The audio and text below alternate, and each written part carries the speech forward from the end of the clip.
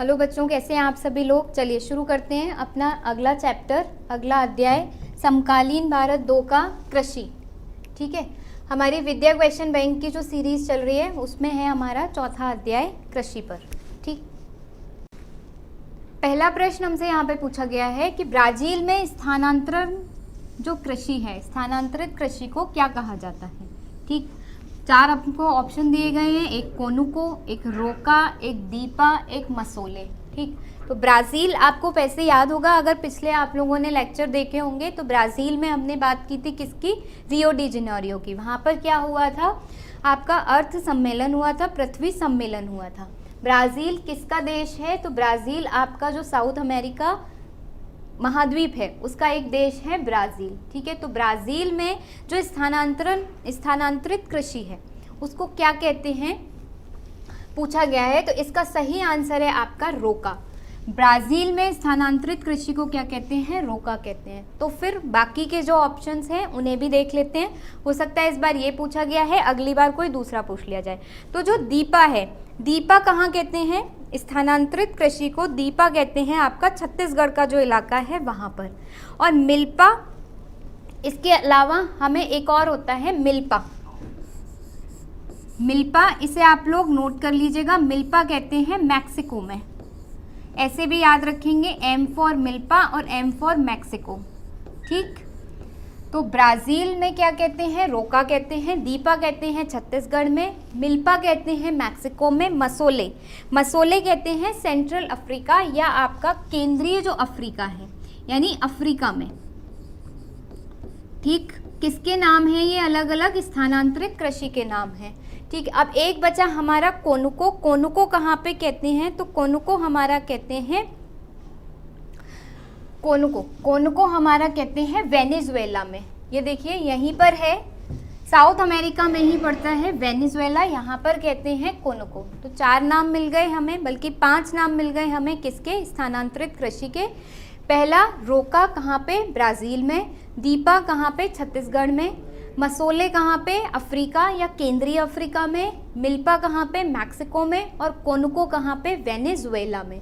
Venezuela और Brazil कहाँ पर हैं, साउथ अमेरिका में है। ठीक, ब्राज़ील में एक और चीज़ देखी थी हमने पहले, रियो डी जेनेरियो, क्या हुआ था वहाँ पर, एक तो 2016 का ओलंपिक हुआ था और एक पृथ्वी सम्मेलन हुआ था 1992 में। ठीक है, यहाँ से ये सारी चीज़ें याद रखेंगे, जो भी प्रश्न आएगा उसको सही करके आएंगे आप लोग।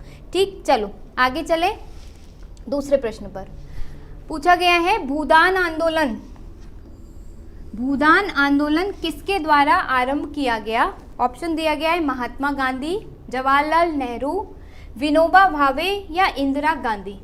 सही उत्तर सबको पता होगा इसका सही जवाब है विनोबा भावे। तो भूदान आंदोलन किसने स्टार्ट किया था, किसने शुरू किया था, विनोबा भावे ने शुरू किया था। कब शुरू किया था, 1951 में, स्वतंत्रता के बाद। ठीक, 1951 में शुरू किया था। हुआ क्या था इसमें, थोड़ा सा इसको समझ लेते हैं। देखो नाम से पता चल रहा है भूदान, यानी अपनी भूमि का दान करिए। बात ये थी कि जो हमारा जब भारत स्वतंत्र हुआ तो जमींदार लोग थे, उनके पास बहुत बड़ी बड़ी भूमि थी। जो किसान थे वो क्या थे, उनके पास भूमि नहीं थी। अब खेती करने के लिए भूमि की ज़रूरत होती थी और वो लोग जमींदार क्या करते थे, अपनी भूमि पर मजदूरों से खेती करवाते थे। तो जो विनोबा भावे थे उन्होंने कहा कि हम जमींदारों से आग्रह करेंगे, आग्रह मतलब हम गांधी जी की विचारधारा को अपनाएंगे और उनसे सत्याग्रह करेंगे, उनसे आग्रह करेंगे कि भाई आप अपनी जो ज़मीनें हैं, जमींदारों से कहेंगे कि आप अपनी जो ज़मीनें हैं वो किसानों को दे दीजिए, किसानों को दे दीजिए, उससे उन्हें रोज़गार मिल जाएगा और उनकी जो गरीबी है वो दूर हो जाएगी। तो विनोबा भावे ने भूदान आंदोलन चलाया, 1951 में चलाया। क्यों चलाया, क्योंकि वो चाहते थे कि हम आग्रह के द्वारा जमींदारों का हृदय परिवर्तन करें और जमींदार खुद ब खुद उनके पास जो बहुत बड़ी बड़ी भूमि है उसको क्या करें, किसानों को दे दें, दान कर दें। इसलिए नाम आया भूदान आंदोलन। क्या अपनाया इन्होंने इसमें, ज़बरदस्ती नहीं की किसी से भी, गांधी जी के हिसाब से ही चले, उनकी विचारधारा पर चलते हुए आग्रह किया उनसे कि आप इनको ये दान कर दीजिए। ठीक है, पहला दान कहाँ से दिया गया था, तो दिया गया था अब तेलंगाना, लेकिन उस समय आंध्र प्रदेश का पोचमपल्ली, पोचमपल्ली एक जगह है,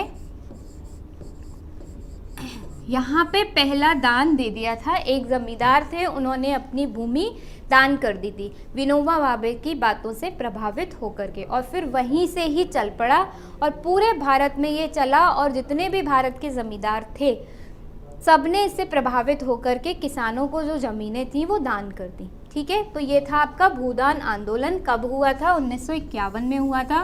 किसने चलाया? विनोबा भावे ने चलाया। कहाँ पहली भूमि दान की गई थी? पोचमपल्ली में। पोचमपल्ली कहाँ पर है? तेलंगाना में। आज का, पहले का आंध्र प्रदेश। ठीक है, चलो आगे चलें अगले प्रश्न पर।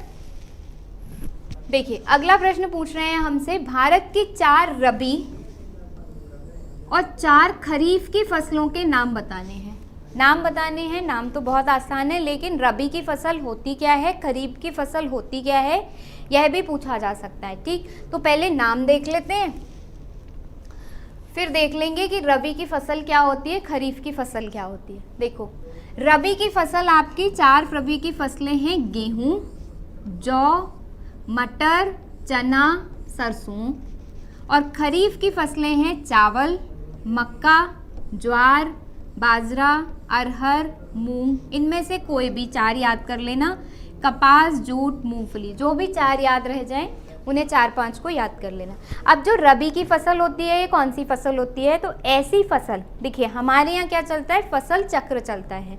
जो लोग खेती से जुड़े हुए हैं उन्हें पता होगा कि हम अपनी भूमि पर या जो हमारी कृषि भूमि है उस पर एक ही फसल नहीं लगाते, फसल को चक्रों में लगाते हैं, एक के बाद एक फसल, एक फसल के बाद दूसरी फसल। ठीक, तो इस तरीके से पूरा जो साल है उसमें 3 फसलें लगाई जाती हैं मुख्य रूप से। पहली फसल होती है रबी की फसल, जिसे कब बोया जाता है? रबी की फसल को कब बोया जाता है रबी की फसल को, और कब काटा जाता है? रबी की फसल बोई जाती है अक्टूबर, आपकी अक्टूबर, दिसंबर, नवंबर, इसके आसपास, दिवाली के आसपास क्या होती है, बोई जाती है। और जब होली आने वाली होती है यानी कि आपकी अप्रैल, मई, जून के आसपास इसको काट लिया जाता है। गेहूं की जो नई नई बालें आती हैं या जो चने जो हरे हरे वाले चने आते हैं, ये कब आते हैं? जब होली आने वाली होती है ना। होली में आप लोग पूजा करते होंगे तो उसमें भून के खाते हैं उन्हें, तो तब आती है। तो इससे याद रखेंगे कौन सी फसल है, रबी की फसल। कब बोई जाएगी? बोई जाती है अक्टूबर, नवंबर के आसपास, यानी दिवाली के आसपास बोई जाती है, और काटी कब जाती है? जब होली से पहले। ठीक है, दूसरी होती है आपकी खरीफ की फसल। खरीफ की फसल क्या कह रहे हैं? चावल।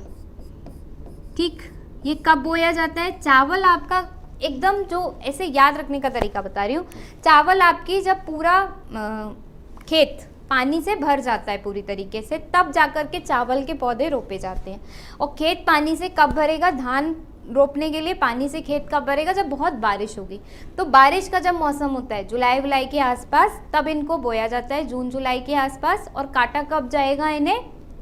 कब काटा जाएगा? उसके बाद में, जब आपका ये आने वाली होती है दिवाली, तब इनको काटा जाएगा। ठीक है, तो ये हो गई खरीफ की फसल।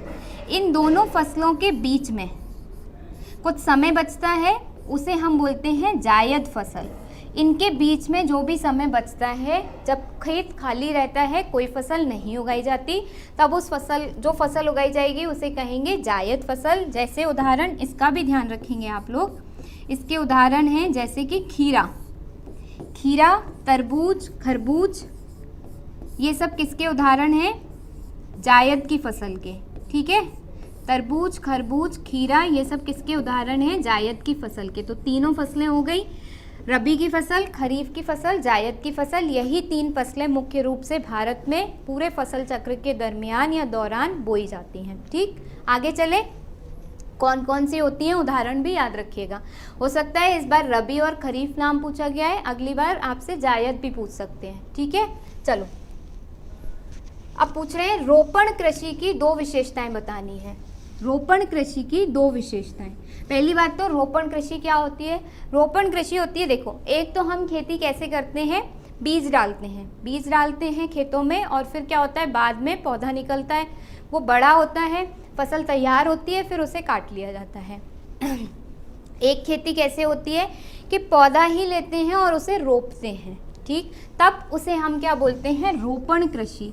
पौधों को लेकर के रोपित किया जा रहा है, बीज नहीं डाला जा रहा है, पौधे रोप रहे हैं फिर वो बड़े होंगे। तो जैसे इसका उदाहरण देखें तो उदाहरण, अगर रोपण कृषि का कोई उदाहरण पूछेगा तो क्या दोगे, चाय, गन्ना। पता होगा गन्ना का बीज नहीं होता, गन्ना का सीधे पेड़ लाते हैं, पौधा लाते हैं छोटा और जाकर के रोप दिया जाता है भूमि में। चाय, गन्ना, इसके साथ साथ केला, केले का भी बीज नहीं होता। तो ये सब किसके उदाहरण है हमारे। इसके साथ साथ रबर, रबर किसके उदाहरण हैं हमारे, रोपण कृषि के। तो ये हो गए उदाहरण, और रोपण कृषि होती क्या है वो देख लिया। अब देखते हैं इसकी विशेषताएं, क्या विशेषताएं होती हैं। रोपण कृषि की 2 विशेषताओं में नंबर 1, रोपण कृषि व्यापक क्षेत्र में की जाती है। बहुत बड़ा इलाका होगा, देखो गन्ना का कितना बड़ा खेत होता है, ठीक, रबर के कितने बड़े बड़े, आप जब केरल वगैरह की तरफ जाएं अगर तो वहाँ पे आप देखेंगे रबड़ की खेती वहाँ पे बहुत ज़्यादा होती है, ठीक है। तो बहुत बड़े इलाके में रबड़ की खेती की जाती है। तो एक व्यापक क्षेत्र में हम रोपण कृषि को करते हैं। दूसरा, इस कृषि में अधिक पूंजी और श्रमिकों की आवश्यकता होती है। क्यों होती है इस कृषि में अधिक पूंजी की, क्योंकि पहली बात एक बड़े इलाके में कर रहे हैं। दूसरी बात, अगर हम बात करते हैं चाय की, तो आपको क्या करना है, बीज नहीं डालना। बीज तो एक इंसान देखिए ऐसे ऐसे फेंकता जाएगा और पूरे में बीज आपके डाले जाएंगे, लेकिन आपको एक एक पौधे को रोपना है। तो रोपने के लिए आपको ज़्यादा लेबर चाहिए, पूरे दिन में 100, 200, 300 पेड़ लगा सको, पौधे लगा सको, तो इसके लिए ज़्यादा श्रमिकों की आवश्यकता होती है और पूंजी भी अधिक लगती है। क्यों, क्योंकि बड़े इलाके में हो रहा है। तो 2 विशेषताएं हो गई, किसे कहते हैं ये पता चल गया, उदाहरण हमने ये भी देख लिए। तो उस प्रश्न यहाँ पे समाप्त हुआ। आगे चलते हैं दूसरे प्रश्न पर, समझ में आ गया होगा। चलो दूसरा प्रश्न कह रहा है गहन कृषि। अभी देखा था रोपण कृषि, कंफ्यूज मत होइएगा दोनों में, क्योंकि 3-4 तरीके की कृषि हैं हमारी यहाँ पर। स्थानांतरित कृषि से हमने शुरू किया था, स्थानांतरित कृषि से शुरू किया था, फिर हमने देखा रोपण कृषि, फिर हम देख रहे हैं अब गहन कृषि, ठीक। अब पूछा गया है गहन कृषि की 2 विशेषताएं बताइए। तो सबसे पहली विशेषता जो गहन कृषि होती है, अधिक उत्पादन के लिए अधिक मात्रा में रासायनिक खाद और सिंचाई का प्रयोग किया जाता है। गहन कृषि क्या होती है, जितना हमारे पास इलाका है, जितनी हमारे पास भूमि है, उससे से अधिक उत्पादन प्राप्त करना। जब हम इस तरीके का प्रयास करते हैं, छोटी सी भूमि से, इलाका हमारे पास ज़्यादा नहीं है, छोटी लैंड है, छोटी भूमि है, और उससे हमें उत्पादन ज़्यादा चाहिए, ठीक, तब हम इसे क्या कहते हैं, गहन कृषि कहते हैं। अब इसके उत्पादन को बढ़ाने के लिए हमें क्या करना पड़ेगा, हमें कीटनाशकों का इस्तेमाल करना पड़ेगा, खाद का इस्तेमाल करना पड़ेगा, ठीक, खाद का इस्तेमाल करेंगे, उर्वरक का इस्तेमाल करेंगे, सिंचाई ज़्यादा देनी पड़ेगी हमें, क्योंकि हमारी जो भूमि है वो छोटी है, ठीक है। तो इन सब का प्रयोग करके हम उत्पादन ज़्यादा करने की कोशिश इसमें करते हैं। दूसरा, वही भूमि का आकार छोटा होने के कारण भूमि पर कई फसलें उगाई जाती हैं। एक फसल निकली, भूमि को छोड़ा नहीं, दूसरी फसल उगा ली, दूसरी फसल निकली, तीसरी फसल उगा ली, यानी भूमि को रिक्त नहीं छोड़ते, इस पे फसल उगाते ही जाते हैं, ठीक है। और इसलिए भूमि का जो उपजाऊपन है गहन कृषि से कम हो जाता है, और इसको कम हो जाने के लिए ही हमें क्या डालना पड़ता है, खाद डालनी पड़ती है, ठीक। समझ में आ गया गहन कृषि की 2 विशेषताएं। आगे चलते हैं अगले प्रश्न पर। अब देखिए पूछा गया है चाय की भौगोलिक दशाओं के बारे में वर्णन कीजिए। चाय कैसी फसल है या कैसी कृषि है, हमारी रोपण कृषि, पौधा लगाया जाता है चाय का, ठीक। अब हमसे यहाँ पर पूछा गया है कि चाय की भौगोलिक दशाओं के बारे में हमें वर्णन करना है। भौगोलिक दशाएं, कैसी भौगोलिक स्थिति होनी चाहिए या कैसी जलवायु चाहिए चाय के उत्पादन के लिए, वो पूछा गया है हमसे।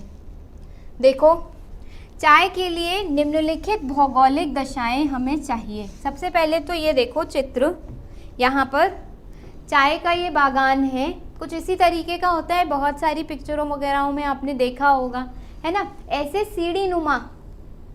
सीढ़ी नुमा आपका खेत होता है जिस पे चाय की फसल उगाई जाती है।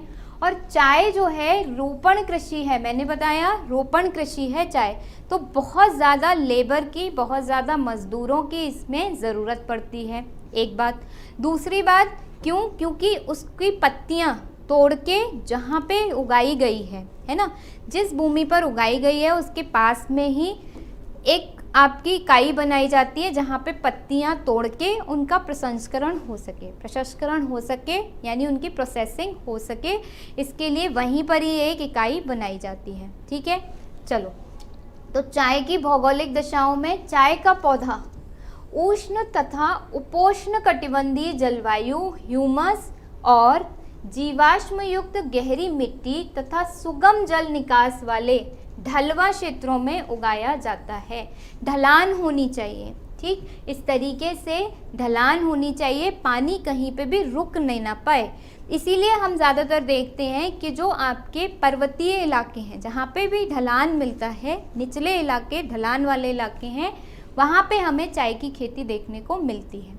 और जो तापमान है कौन से वाले इलाके का, उष्ण कटिबंधीय, समझते होंगे उष्ण कटिबंधीय कौन सा इलाका पड़ता है, आपका जो भूमध्य रेखा है और कर्क रेखा है उसके बीच का जो इलाका है ना, ये जैसे कि हमारी पृथ्वी, ये भूमध्य रेखा 0 डिग्री, ये आपकी कर्क रेखा और ये आपकी मकर रेखा, ठीक, ये जो बीच वाला इलाका पड़ता है यहाँ पे, इसे हम क्या कहते हैं, उष्ण कटिबंधीय इलाका कहते हैं। तो यहाँ पे जो भी आपकी इलाका होगा उसी में ही चाय की खेती ज़्यादा की जाएगी। और उपोष्ण में, यानी इससे थोड़ा और ऊपर, इसके ऊपर ये आपका क्या है, आर्कटिक, और यहाँ का जो इलाका होगा थोड़ा सा, इसमें भी आपकी क्या की जाती है, चाय की खेती की जाती है। तो उपोष्ण और उष्ण कटिबंधीय जो जलवायु होती है वहाँ पर चाय का पौधा अच्छा फलता फूलता है। और क्या चाहिए, ह्यूमस चाहिए, ढलान चाहिए, सुगम जल निकासी चाहिए, पानी कहीं पे भी रुकना नहीं चाहिए, ठीक। चलो आगे चलें, दूसरी विशेषता क्या है, चाय को उगाने के लिए वर्ष भर कोष्ण, नम और पाला रहित जलवायु की आवश्यकता होती है। देखिए क्या होता है, अगर मॉइस्चर आ जाता है या नमी आ जाती है ना, तो चाय की पत्तियां क्या होती हैं, गल जाती हैं। तो किसी भी प्रकार से नमी नहीं चाहिए होती, सूखा आपका जो मौसम है वो होना चाहिए, वर्ष भर सूखा मौसम रहे, नम रहे, नम और पाला रहित, यानी पाला नहीं पड़ना चाहिए।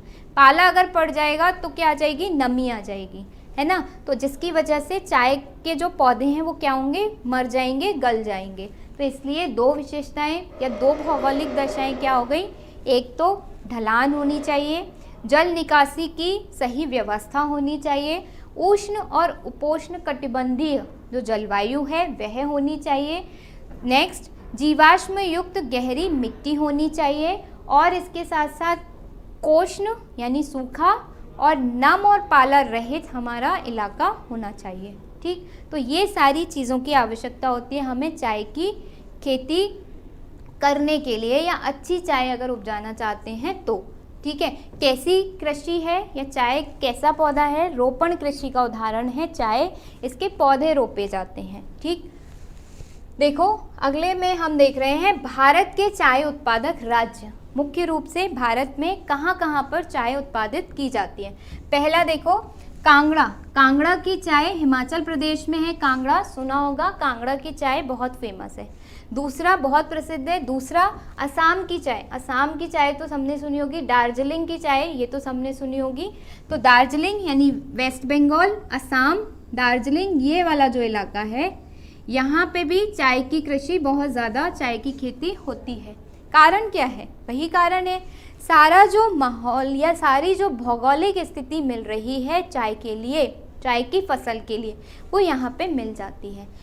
दूसरा और कहाँ होती है, केरल में होती है। नीलगिरी का जो इलाका है, नीलगिरी का इलाका चाय के लिए भी प्रसिद्ध है और साथ ही साथ कॉफ़ी के लिए भी प्रसिद्ध है, दोनों के लिए ही नीलगिरी का इलाका प्रसिद्ध है। नीलगिरी चाय सुनी होगी आप लोगों ने, तो 3 मुख्य इलाके हैं भारत में जहाँ पर हमारी चाय की खेती ज़्यादा होती है।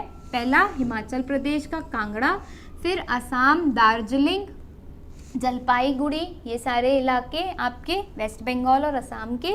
इसके बाद केरल में नीलगिरी। ठीक, समझ में क्या आ गया? ये मुख्य उत्पादक राज्य हैं चाय के। अब चाय में भारत का दूसरा स्थान है चाय के उत्पादन में, इसको भी ध्यान रखेंगे। पहला कौन है? चाइना, पहला है चीन और दूसरा चाय उत्पादन में राष्ट्र है भारत। तो भारत का चाय उत्पादन में दूसरा स्थान है जबकि चीन का पहला स्थान है। चाय के लिए कौन सी उपयुक्त भौगोलिक स्थिति होती है ये हमने देख ली। चाय कैसी कृषि का उदाहरण है? रोपर कृषि का उदाहरण है।